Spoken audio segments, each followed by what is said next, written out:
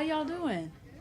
All right, good to hear it. Good to hear it. Well, hello and welcome to Politics and Prose bookstore. My name is Sydney. I'm a bookseller here where we now host in-person and virtual events along with partnered and supported events, trips, and classes. For a full list of everything that we do here, feel free to go to our website, politics-prose.com. Before we get started, we have two events going on. We have an event downstairs in the Kids and Teens department for Jennifer Miller's young adult book. So if you're here for that, that's downstairs. If you're here for Chem, you're in the right place.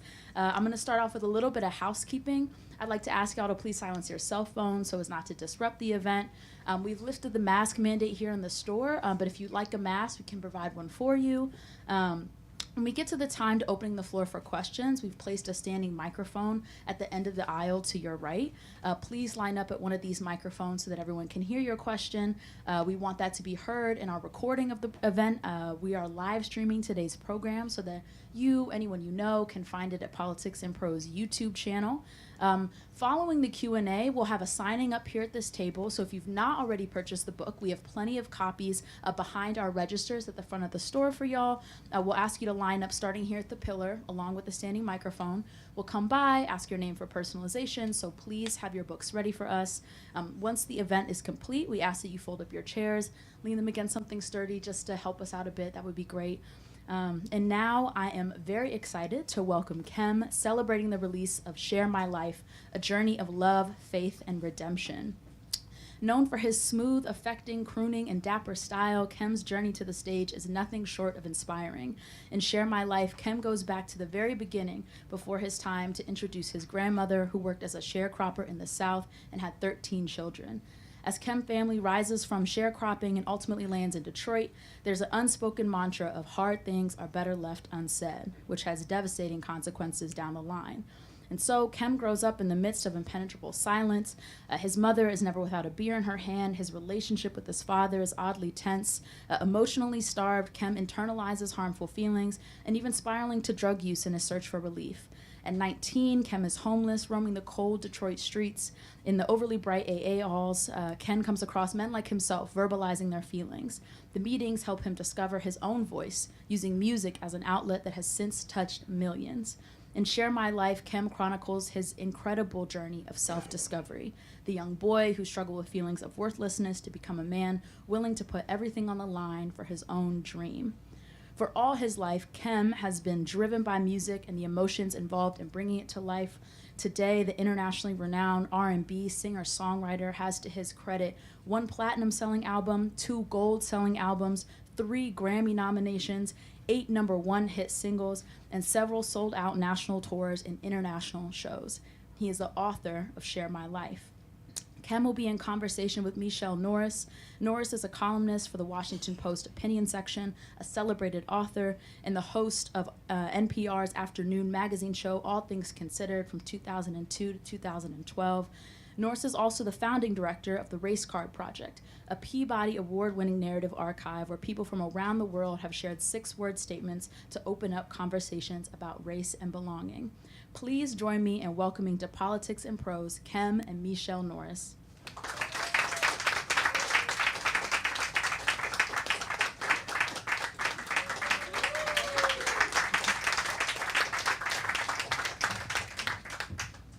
Hello, everyone. That introduction was so beautiful. Where did she go? She disappeared. I just wanted to give her props for that. That was just so thoughtful and lovely. And we can, because that introduction was so beautiful, just launch right in. Thank you for being here. It's my pleasure. How many were at Constitution Hall last night? I'm sorry for all of you who didn't raise your hands, because it was all that and several bags of chips. It was really, it was fantastic. It is a delight to be with you. And it was a delight to read this book and listen to the book. And I recommend doing both. Wow. Because he reads the book and you actually perform the book. Yeah, you're an artist. And so that comes through. There are moments of song, there are moments where you come through almost the the audio experience, and you feel like you're in the room with you. You know, Yeah. when your parents are fussing at you, you're doing voices. It was really, really a lovely experience. You've probably been thinking about writing a book for some time. Yeah. Why did you decide to do it right now? Well, it's an honor to be here with you today. An honor to be here with all of you. I met my co-author, the perfect collaborator, David Ritz, at the beginning of my career. In 2003, 2004, I sat down with him in Los Angeles, and we had a conversation about him writing my book, when at that time I had only one album under my belt, and nobody really knew who I was, and it wasn't the time. The chemistry wasn't right yet. The chemistry. We didn't have the chemistry, baby. We didn't have the chemistry. This year commemorates 20 years being signed to the Motown label, 20 years since Love Calls first came out.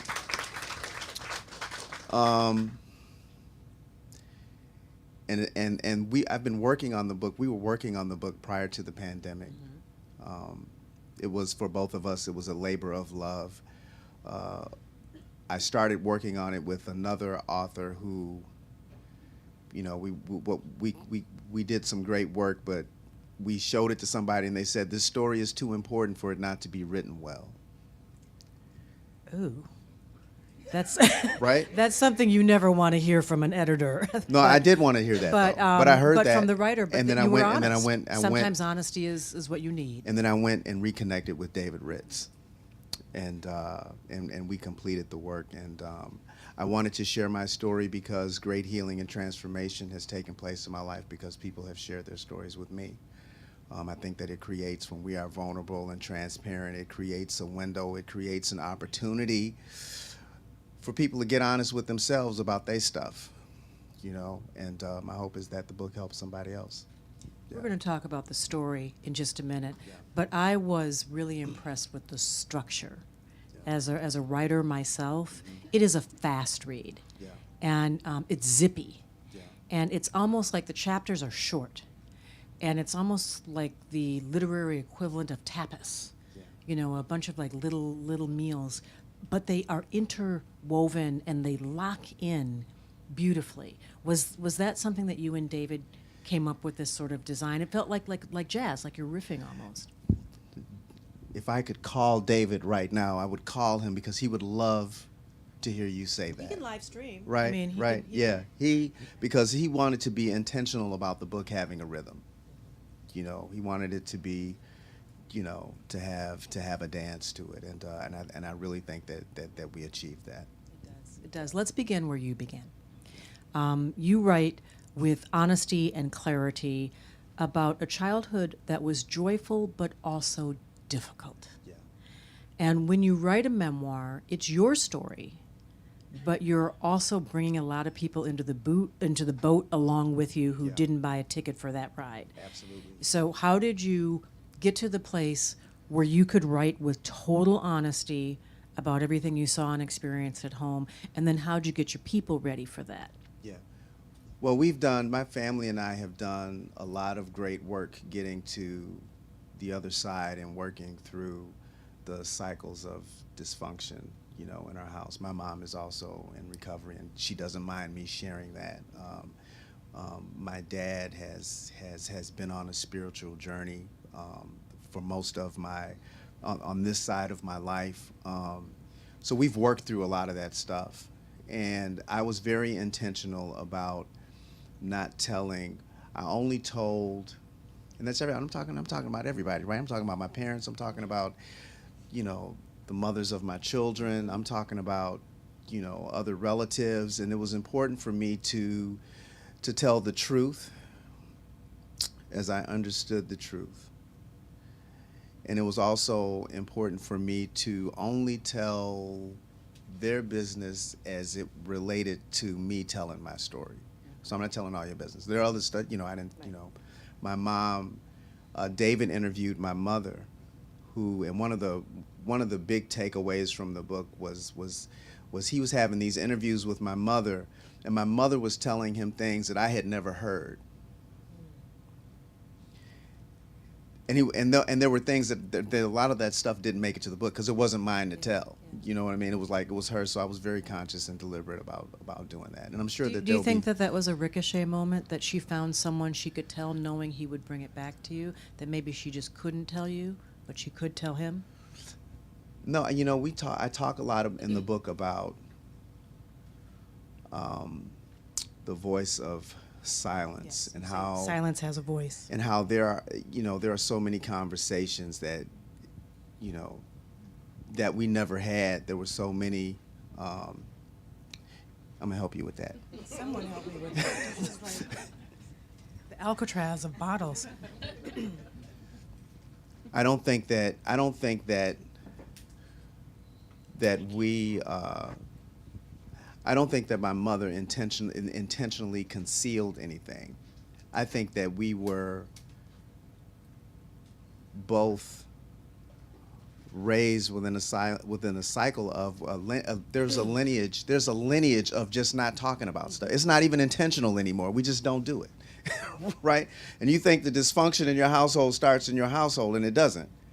Right, this is a lineage. This is grandmother and her mother before her and her mother before her. I mean, so it wasn't deliberate that we're not talking about these. This is just how we deal, you know, or how we not deal, you know. And I don't think that it was intentional or covert. My mother has no hang-ups about telling me anything, you know, at this point in our lives, you know, and I'm grateful for that. I understand the weight of silence. I wrote a book called The Grace of Silence, Yes. because I was raised by parents who saw a lot but didn't want to burden us Right. with their story, and actually thought they were giving us a gift Right. by remaining silent about Right. things. But silence still it is a force field unto itself. Absolutely. And how did that environment of silence, the pollen count is so high in DC right now that I'm a little nasal stuff going on, sorry about that, but how did the environment of silence impact you, even when things weren't being said? How was that shaping the person that you became on the way to becoming the entertainer that we now know? That's, you know, there's a lot packed into that question. I think first and foremost, the silence left me to my own devices of understanding the world and understanding what was going on in my household. So if we're not having a conversation about it, I don't know that we, and as children, we don't know that we need to have a conversation about it, but I'm trying to interpret what's going on. Because we don't talk about things, if I need to talk about something, or if I need to, you know, if I needed to tell my parents what was going on, I didn't, because we didn't, you know. So now I'm holding. So now I'm holding. So now I'm holding. Right. So now I'm holding all of this stuff in, right, and not knowing how to. I tell people, you know, the short answer is I didn't have any coping skills growing up, you know, and what that turned into was my relationship with the piano. It turned into, the music became a place where I could express, where I could be, it was safe for me to be emotional. It was a safe place long before I connected a paycheck or notoriety to it. And, you know, and silence is not, I mean, sometimes, you know, I've also learned that there are times when I need to keep my mouth shut, right?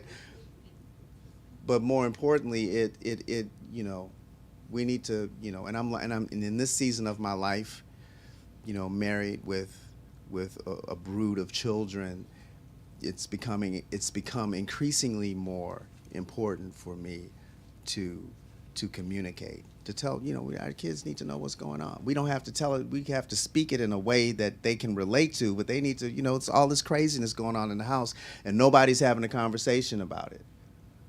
And we don't know how to communicate. And if we don't know how to communicate with our children in our home, in the home that they're growing up in, then what are their marriages going to look like?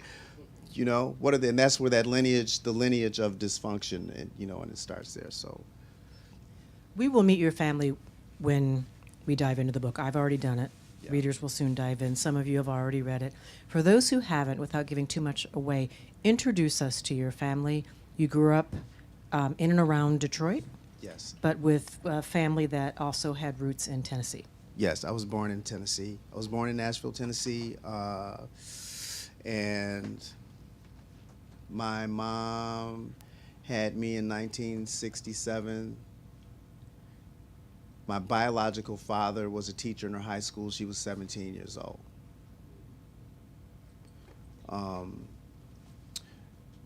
She met the man I call Dad, who is my dad and who raised me at Tennessee State.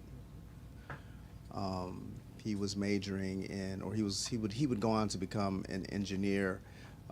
We packed up and moved to the Motor City, where they make cars, and engineers are were very necessary. Mm-hmm. And my mom finished her degree. She completed high school, pregnant with me, and went on to get her degree and graduated from Wayne State University in Detroit. I have 4 younger sisters. I'm the eldest. 3 of my sisters I grew up with. I found out later on that my biological father had another child, and we connected, we connected later on in my life as well. So that was our nuclear, but my 3 younger sisters, myself, my mom and dad, that was our nuclear family. Yeah. Middle class family. Yeah. And you write honestly about addiction Yes. and alcoholism, Yes. and how you talk about functional alcoholism. And I thought that there are many points where people will see something in the book and say, oh my goodness, is that in my family? Have I experienced that? Because you're writing about how functional alcoholism is the most dangerous kind of alcoholism. Yeah, my mom would from the outside looking in, it's like my mom would get up and go to work every day. She would go to work, she would go to school, she would come home, help us with homework, do her homework, and then get up the next day and do it all over again.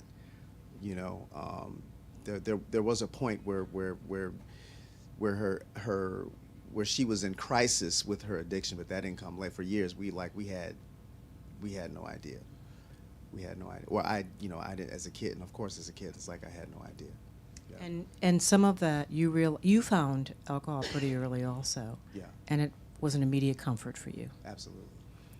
And you slipped into a place where that alcohol was giving you courage and comfort. Yeah.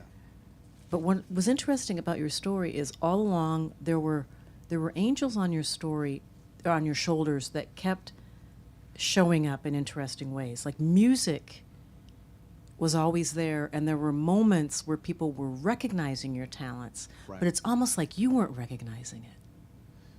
Yeah.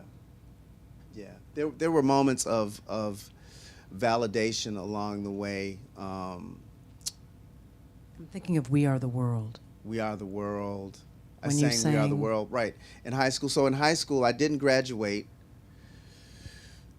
from high school. I went to Southfield High, and I was supposed to come out, I think, in '85. And I didn't have enough credits to graduate, but they let us walk anyway. We just didn't get a diploma.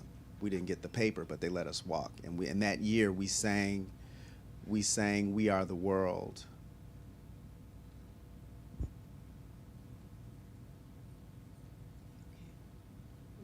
Take your time.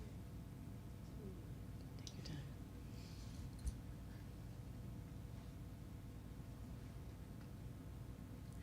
We sang We Are the World, and I sang Tina Turner's part. And when I sang, there was an outburst in the audience. Most of the validation that I received early in my life was from music. I was saying George Benson's on Broadway in middle school, a cappella in front of the class, and they dug it. So there was always this positive validation that, if I'm good at anything, if I'm good for anything, I think it might lie somewhere in, making music. And I was right about that. Mm-hmm. Yeah. I was right about that. But there was so much. There were so many other things. There were so many other things to navigate. And I'm also grateful for that, right? It's like, yeah, your dream is here, but you got to get this. You got to get this together first. You gotta get this. You gotta work through some of this stuff because, you know, we want what we want when we want it. And it's as if God is saying, but there's some preparation that needs to be, you need to prepare for this because what you're asking for, unless you fix this stuff, if you get a record deal when you're 19, if I got a record deal when I was 19, you and I are not having this conversation. And we talked about this, and we Yeah. said when it's right on time. Yeah, So yeah, it came, yeah. it maybe felt like it was late, Right. but it arrived That right was- on time. It was right on time. And you were making music. You had you were with a band called Wild Hair. Wild Pear. Wild Pear, Yeah. okay. Yeah. And you were making music, We were making music. but you were also walking, on both sides of the street there. You were making music, but you weren't ready yet. I wasn't ready yet. We were recording, and I was writing songs in like at the height of my addiction, being kicked out of studios, and at the height of my addiction, and which is really, for the music business, there's really nothing strange about that, right? Those are the stories that go along with people in the music, tearing up studios and doing all I this was stuff. just thinking that the right? music section's right That's over what we're there, supposed and to I be was doing. looking at most of those stories. Yeah, that's the story. Right, this is what we're supposed to be doing. This is what is expected of us. But that wasn't my path. It's like, no, you're not. This is not that. My musical platform is informed by all of that darkness and all of that tragedy and all of that. It's informed by that. You don't get chemistry without me being a dope fiend. Right? You don't get those songs. You don't get love calls without,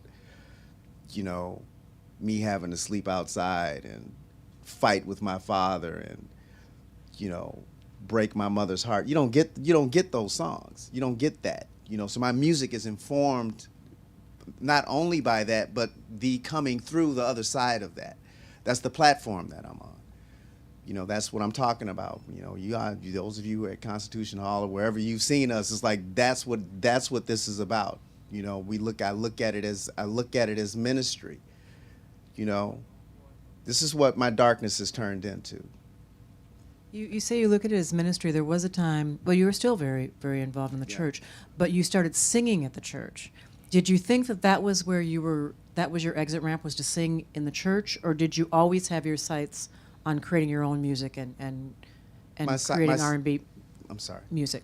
Yeah, my sights were always on creating my own music. The church was, in many ways, I sang at a church called Church of Today, which the name changed to Renaissance Unity when Marianne Williamson became the senior minister there. And I was working at the Ritz-Carlton, and Marianne came in she had just gotten to town, and she was going to be taking over the church, and she was praying over the meal that was being served at this function. And I met her, and she's, and we had a conversation, and she had me, come to the church and all this. She didn't know me from Adam. And it was when things started to shift in my life. And now I was singing at this church, and it was lightning in a bottle up there singing Total Praise and Thank You, Lord. And I was working with working musicians, who played in wedding bands and the casinos, and they kind of took me under their wing and got me gigs. And so I started to transition from waiting tables to doing music full time. So it was a very pivotal, a very transformational time of my life, singing at that church. Marianne was, and I credit her all the time for that. Yeah, she was very instrumental.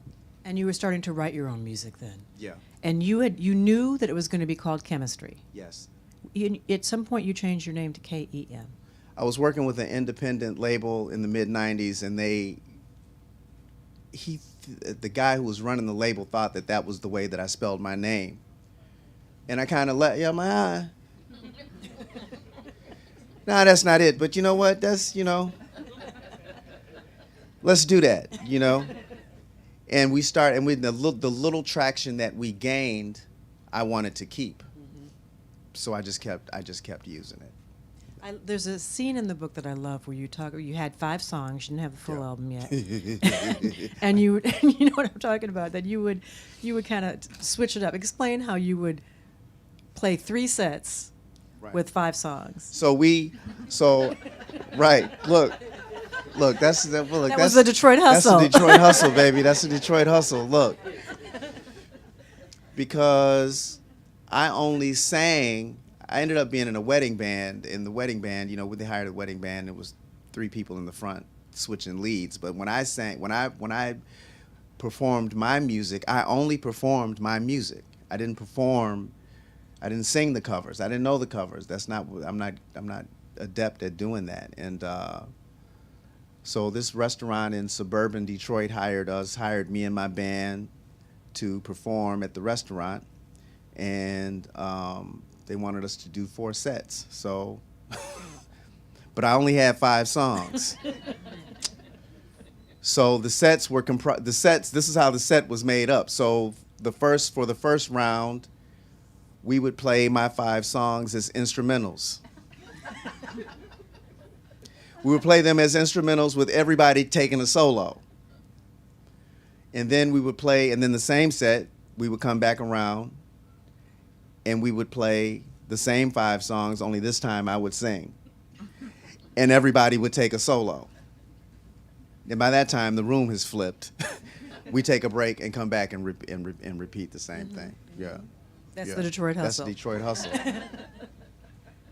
And when you were finding your voice, when you were writing this, the other thing you write about that I loved is how you realized that your voice was an instrument into itself. Yeah. And that you were writing, and I was imagining you sitting at the piano and making all of these noises that we're now familiar with as part of your artistry. Yeah. But you were experimenting. You were sort of figuring out that sometimes I need to be a flute and sometimes I need to be a trombone. Talk about that process. Because I didn't have we never had an instrument in the house. Mm-hmm. So a lot of my songwriting would take place, it would just be me walking up and down the street in the neighborhood, creating songs and creating melodies. What did that sound like? I know, I knew. I'm trying to get you to get sing, that. you know that. I don't even know. I mean, I don't even, let me, there was a song on one of my first EPs on the independent label called Misfit. And I never had an instrument. So I would be in my room just vocalizing. And the lyrics were, I was all right until the age of 11 years old. I was uptight, mind, body, and soul. All of my dreams had done everything but shattered. And it seems that nothing really mattered. And those lyrics, and I need to put that to something. I was all right, ba-doom-doom, until the age of 11 years old. I was uptight, ba-doom-doom, mind, body, and soul. All of my dreams, ba-doom-doom, had done everything but shattered. And it seemed, ba-doom-doom, that everything didn't matter. Ah, ba-doom-doom, ah, ba-doom-doom, la-da-da, ba-doom-doom, misfit.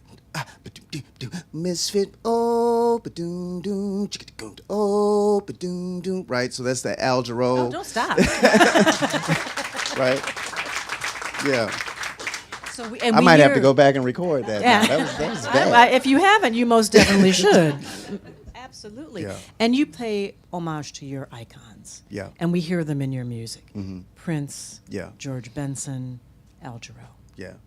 Michael Jackson. Look, if I was 14, you couldn't have told me I wasn't Michael Jackson. Look, all of those people, and I've been attracted to great songs and great artists, and with all of my albums, I'm paying homage to all of those. Luther, Patti, Shaka, You know, when I was growing up, radio wasn't compartmentalized the way it was. You heard Elton John, you heard Fame, you heard David Bowie, and then you heard the OJs right after that, right? And then LTD and Rolls Royce and, you know, Carly Simon, Simon and Garfunkel. It's like all of that.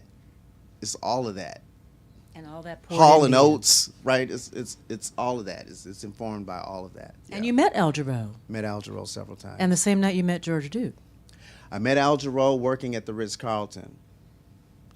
And I had released Chemistry on my own, and I had copies, and I knew they were coming, and I had copies of my CD with me to give to George Duke and Al Jarreau.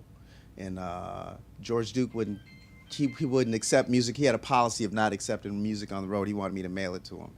And I ended up talking to Al Jarreau before he knew. I mean, and I was a waiter. And I was telling him about a song of his that I loved, and he took time to like have a conversation with me about the song. And it was a song called Blue and Green Tapestry off of his Heaven and Earth album. And he was telling me that it was a Miles Davis, it was a song about the relationship between Miles Davis and his arranger Gil Evans. And I mean, we're just having a I didn't even give him my CD. It wasn't that moment. This is not, you know, Al's not the guy who's gonna get you a record deal. You know, this is the guy, you know, we just, you know, Al treated people good. If there were 15,000 people in an arena and he was supposed to be, if they let him, he would stand there and sign and shake everybody's hand who left the room. And I think about that. And then I would go on to meet him professionally for the first time at Long Beach Jazz Festival, where he was headlining and I was opening up, one of the opening acts. He's always very, very gracious to me. He thought that we should create an album and call it Alchemy. Ain't that dope? That's dope, ain't it? Yes.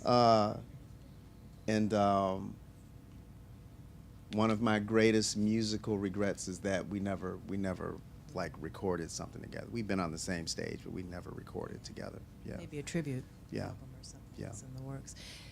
You, speaking of the Detroit hustle, you had CDs with you all the time. All the time. You would sell them for $10, I would sell them to the stores for $10. and they would turn around and sell them. And they would sell them for $15. Okay. And there's this beautiful moment where somehow someone was putting your music out there, and this is before, I don't know, maybe through MySpace or, you know, through the interwebs Yeah. or the radio. People were finding your music. Yeah. And you were at a little club. Was it in Detroit or outside of Detroit? That was at it was a club in Detroit, 3:30. Yeah. And you started to sing the first notes of a song, and something happened. Tell us what happened. Yeah, people had gotten a hold of. They had gotten a hold of a recording that I had made years before, where I was trying to record the Chemistry. I was trying to record Chemistry live, and I didn't dig it, so I never had any intention of releasing it. But people got a hold of it and started sharing. You know, that was back in the day. Like you just burn it at the crib, and like you give, you know, you got 5 copies there at the beauty shop, and sell, you know. And I was doing this show, you know, one of these shows where I'm singing 5 songs for 4.5 hours.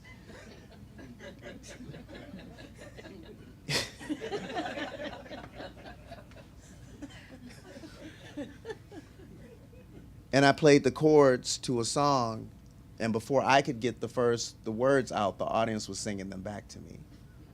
And I was like, oh, you know, this is like these little moments of, you know, he'll throw you a crumb, and there will be times on the way, there will be times in your journey when you are working towards something and you're not certain that it's going to unfold. And for a long time, there will be silence and you won't hear. But then there's just a little crumb. Boom. You know, these people know the words to your song. And then it's silence. But it's just enough to keep you taking the next step, you know? And I was like, oh, so we're on. And so what that made me do was go record the Chemistry album in the studio. And I knew that there were people out there who wanted to hear it. You're a perfectionist. I am. My records are not. They're not They're not perfect, but I need to feel good about it. And I know that, perfectionism is a word, Exacting. Is that better? I know that everything when I, and I had to have somebody, I had to have therapy around, right? It's like I had to have somebody like to talk through this with somebody. Every change that I make makes it better. I'm certain of that. I'm not just, okay, I'm just not, it's like, no. And I get to a place where like, okay, now it's cool. It's not, it doesn't go on and on and on. There's an end to it. And every change that I make elevates what I'm trying to do, so. How do you write music? How and where do you write music? I write music at home, in the basement, it all starts at my keyboard. Everything starts with this, and then I'll do this, and then I'll hear something that I like, and then I build upon that. Usually the chorus is first, the hook is first.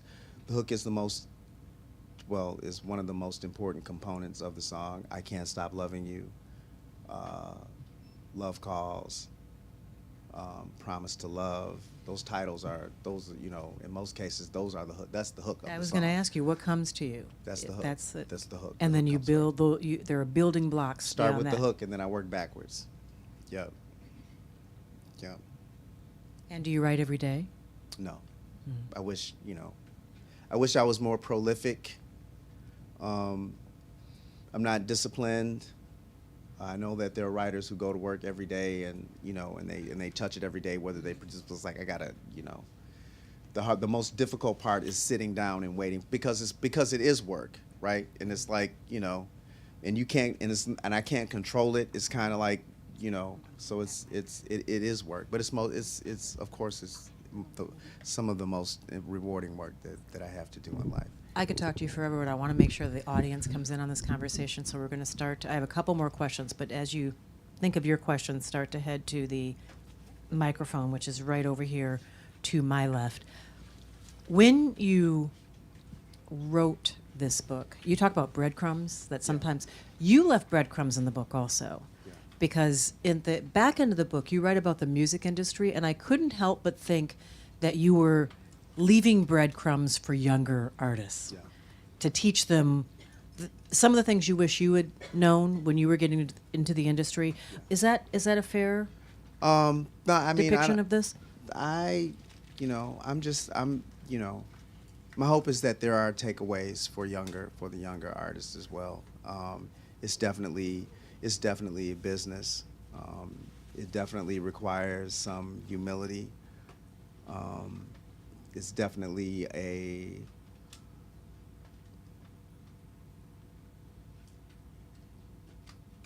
mental dance, when you're talking about celebrity and fame, and money, especially in the culture that we live in today, where everybody wants to be famous like immediately, and what is your motivation behind it?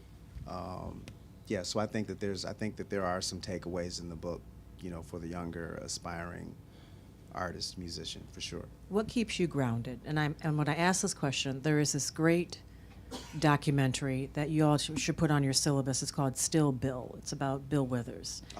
And there's this wonderful scene in this documentary where he talks about fame. Yeah. And he says fame will mess you up. Yeah. And he says when artists get to just okay, they need to look around and take it all in, because just okay is about as much as a lot of people can handle. Yeah. And when you go beyond that, things can really get difficult, and that's always stuck with me. Yeah. So I wonder, as you've given everything that you've been through, you got clean and sober at 23. Yeah.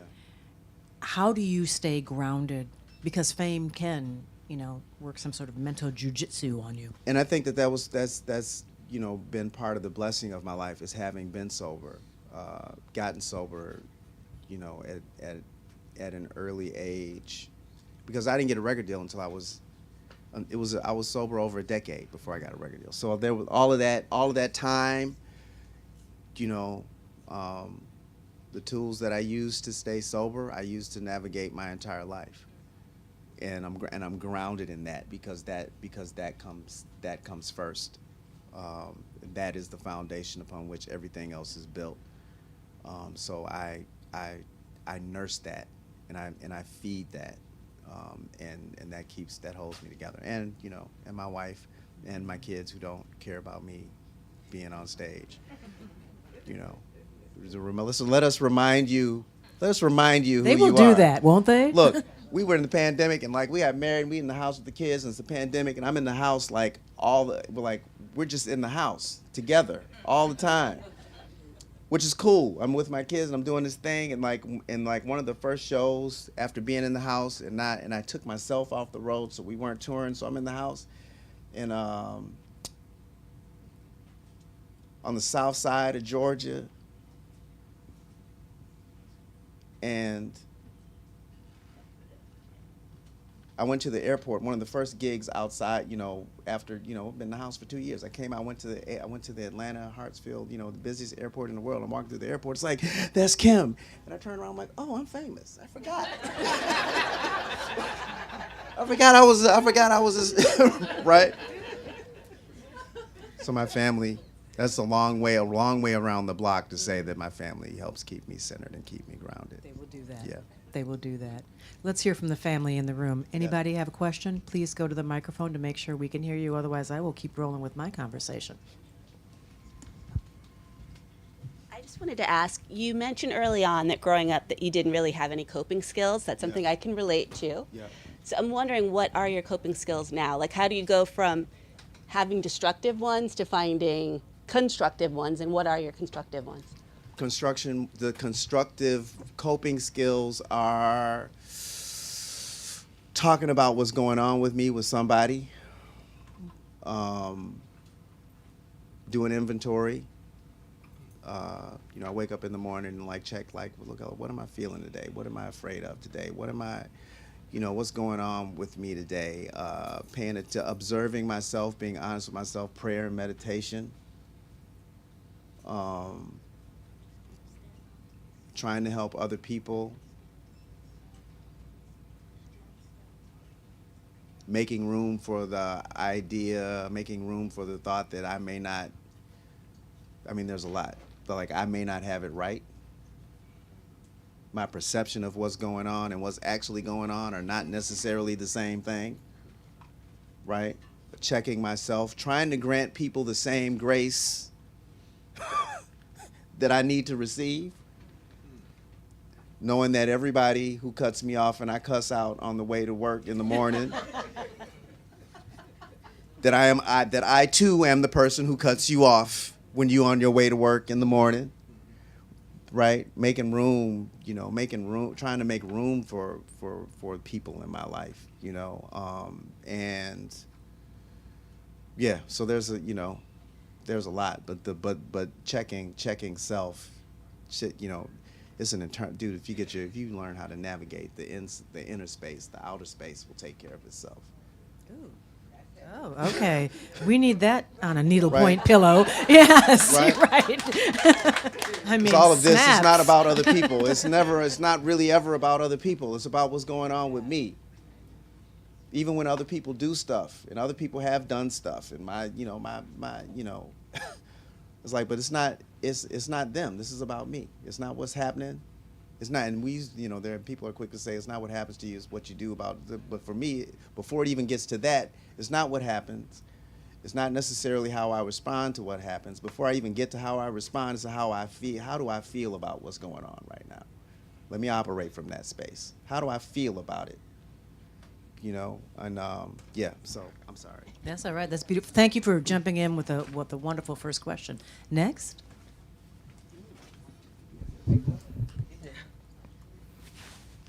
Do you know, and can you describe in your own voice the feeling of being among musicians, even if you're the one at the center, being among musicians who come from backgrounds that potentially could not be any more different from yours, who might have differing foundations, a different set of beliefs, Yeah. a different code, Yeah. but who are able to prove through their musicianship that they are capable of sharing in the mutual empathy and respect that you are all attempting to accomplish and share when you play music, whether it's your music or another musician's music. Beautiful question. Thank you. Yeah, that is a beautiful question. I've always worked with, and I really don't consider myself to be a musician. I play well enough to write my songs, but I've surrounded myself my entire career with cats who play for everybody. From Earl Klugh to Alita Adams to, I have the guys now, they play with Mary J. Blige. They work with Adam Blackstone. They're playing at the Oscars. So we all come from all of these different spaces and different places, different backgrounds, different generations. But the music transcends. We just want to sound good together and groove together. The music is the love. We enjoy showing up for work every day. And music is what transcends and what connects us. Yeah. Beautiful. Thank you. Riley. Hi.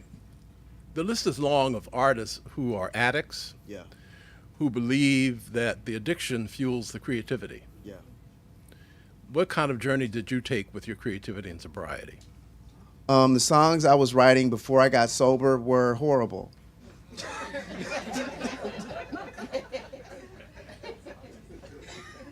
Right? And we thought we were, but as I go back and look at those songs, it's like I wouldn't re-record any of those songs. Mm-hmm. Maybe there may be one or two that I would re-record, and I'm not in the same place. I thought that I wouldn't be able to, and that's a great question, because I thought that I wouldn't be able to enjoy music if I wasn't high. Like, there was nothing like being high and listening to Michael Franks. Mm-hmm. Come on now. Look. Popsicle toes. I thought that my creativity would suffer, mm-hmm. But I don't think I will never know the answer to that question. Yeah. But I know that I have to stay sober. Yeah. And I know I made great music today. Yeah. Thank you. Yeah. Yeah. Thank you. How's it going? I just wanted to know, I heard earlier a quote from you that said, hard things are best left unsaid. Is that right?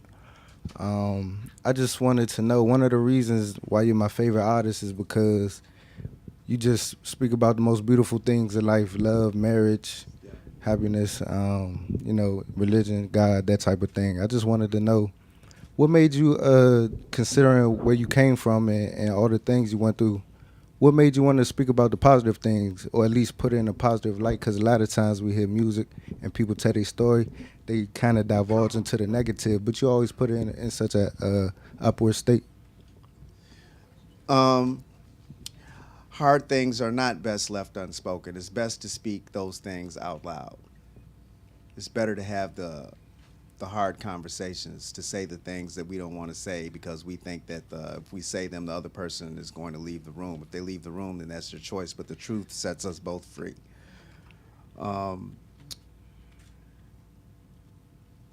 I share because I know because of my struggles, I have empathy for the human condition. Mm. And we suffer because we don't know how to navigate the human condition, and we won't recognize that that's all that everybody's like doing the best that they can, and like you need to acknowledge that we're broken. Everybody's broken, and it's okay, right? So if we know we're broken, then we can move, we can get somewhere, right? But we live in a society where everybody's taking, the filtered selfie. And we're bragging about where we're going and what kind of food we eating, and we live in this country where you're supposed to be successful and grab the bull by the horns. Who would ever want to grab a bull by the horns, right? That's stupid, right? And like we want to make sure that we look good at all times. We only post the good stuff. Nobody posts about being depressed in the morning and like, I can't get out of bed. I can't get up and go to work today. I'm glad that I have a job that allows me the freedom to, because some days I just, you look, right? We need to know that. I want to know that. I want to know that so that people know that they're not by themselves, right? That's how we get better. I hope I answered your question. Thank you. Hello. Good evening, everyone. So this is a thank you. Hey, man. So about in 2014, I think I'm a photographer, and I was about 3 months pregnant. And at that time, I had lost my grandmother, and I encountered you at a concert. But through that journey, you were very happy and you were very delightful to take a picture with. So I think sometimes as artists, we consciously could come and do this, but the subconscious impact that you may have. I was in music during that time before he was born, and he actually came out with a perfect ear pitch where he's perfect pitch ear, he corrects me, where he's able to play the piano just off of music that he hears. But I never forget those beginning stages of my journey of pregnancy to encounter you in just a happy state and willing to be. I think that is most impactful. So it's like, what does that have to, you asked the question, what does that have to do with anything? But your presence matching up with the music that you sing when you encounter you in person goes a long way. So you will always be a part of that memorable time with Josiah's journey, and then him actually being in music and playing the piano. And hopefully he will go as far as it takes him to, impact other people, so to speak. So thank you. Well, thank you. Thank you for that. Thank you. And thank you, Josiah. That actually helps me with my question, because I don't think it will make sense to other people, but I just have to know, and you might address this in the book, which I cannot wait to jump into. What was your early education like at school? Did you know, like Josiah, she's mentioning that this was in you.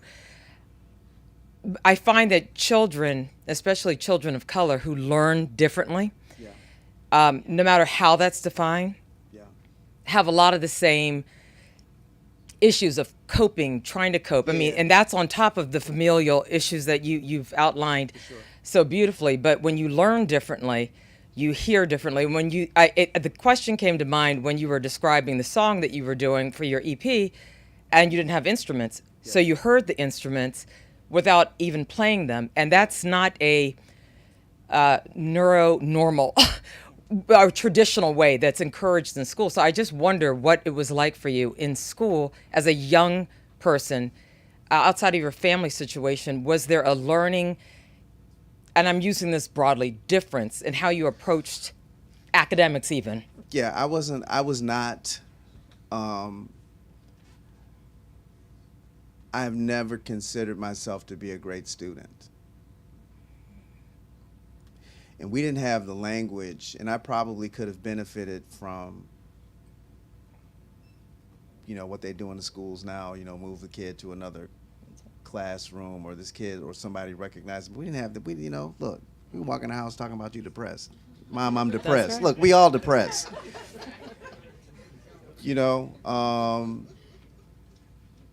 I didn't, so I never considered myself to be a great student, and I enjoyed going to school younger, from my kindergarten up until middle school. I enjoyed going to school, and I learned how to read, and I was, but I was just like, all my whole life seemed like it was like I was in a fog. It was like I was in a fog, And music was the only thing that there was clarity around that, And I wasn't. It wasn't about a vocation. It wasn't about trying to get a check. It wasn't about It was just like, dude, I identify. I understand this. I find myself. I see myself. I see clearly when I'm in the middle of, in the midst of music. I see. And I've always known that, and I just and I've always chased that, and so today, if my children demonstrated what I think I demonstrated when I was their age, I would get them I know their tools in order to, to do this, but I didn't have that. And I'm grateful for that. Right. I'm grateful that I had the parents that I had. I'm grateful for the dysfunction that was in our house. I'm grateful. You're talking. Look. Wait a minute. Look. You were talking about the thing we were talking about in the back. My mother, I went home, I was sober for about a year, and I went home for the first time, a trip of many times that I would go home and say that I was sober, but this time I was sober for real. And I was in the house, it was Thanksgiving, and I'm washing dishes next to my mother. And I told my mother, I said, you know what? Can I curse in here? I can't curse in here. Can I curse in here? It's your time. Well, I told my mother, I said, I've been doing this work. Mom, and now I've come to realize that I have all of your stuff. And she didn't miss a beat. She looked at me and she said, it's your stuff now. I'm 55 years old. I can't blame my mother for what happened. I can't blame her for the person that she was or the person that she wasn't. My parents, I had the parents I was supposed to have. Did they do everything right? No, they didn't do everything right. And you know what? That's not their problem anymore. How long am I going to be carrying that? You're going to be 60 years old and you mad and you still mad at you can't get past that and get to what's next? It's not on them anymore. It ain't on them anymore. It's on you. And you can decide to let it go, or you can decide to live and still turn and twist and turn about all of that stuff when there's all of this gravy of life waiting over here as soon as you let that go. So that's the place that I come from, and I think that so I would get my kids the help that they need. Thank you for that question on neurodiversity. When you do your personal inventory, you have some shelves. You just put stuff on. Yeah. We're gonna put that away. Take us home. Hi. First of all, I'm so grateful that you've shown your humanity and your humility. It's somewhat Kafkaesque because he writes a story about a person who believes that they're in a state of a very dark place when in fact they metamorphose into a butterfly. Yeah, and your metamorphosis is explained very succinctly in the way you've described yourself. The other thing is a request.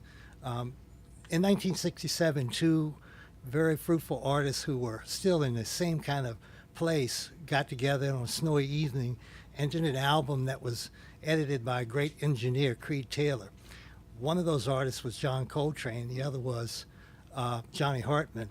I wonder if you might consider going back through that same route with another very good vocalist, Gregory Porter, and lay down another track like Holding On, which is one of my favorite of the duets. Yeah. In spite of the fact that my wife just loves you to death. But if you could do another Holding On, that would keep me holding on. Yeah. I appreciate that. Yeah. Noted. I would take that under advisement. And you're also intriguing to me because you're a reverse migration from Tennessee to Detroit and back to Georgia. Yeah. My family's from North Carolina, Georgia to Detroit and back to Washington, D.C. and Georgia. Okay. Hang in there, brother. Thank you so much. Thank you.